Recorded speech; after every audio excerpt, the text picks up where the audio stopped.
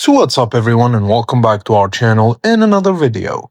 Do short words like in, to or on and keep getting stranded at the end of the line in Microsoft Word, it can make documents look messy and unprofessional.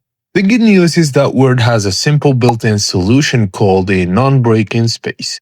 It takes just one keyboard shortcut and once you know it, you'll use it all the time. Let's look at how it works.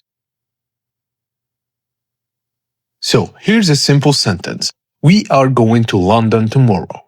Depending on the page width, Word might place 2 at the end of the one line to move London to the next line. That leaves a tiny word sitting all by itself. Many people prefer to keep short words connected to the word that follows. That's exactly what a non-break-in space does. Place your cursor between the short word and the next word. For example, to London, delete the normal space between the two words. Now press Ctrl plus Shift plus Spacebar. Word inserts a non-break-in space. It looks almost identical to a normal space, but Word treats both words as a single unit. Now, to and London will stay together when Word wraps text to a new line. If Word needs to move text, it moves both words together. The same trick works in many situations. For example, in Prague, on Monday, at home, of course, by train, etc. Simply place a non-break-in space between the short word and the next word. Word will keep those words together instead of splitting them across two lines. This is especially useful for reports, letters, essays, and business documents.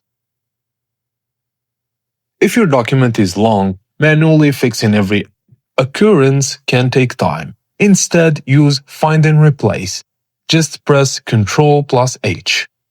Let's say you want to fix every occurrence of the word to. In the Find What box, type to, followed by a normal space. In the Replace with box, type to and this symbol, then S. The code tells Word to insert a non-break-in space.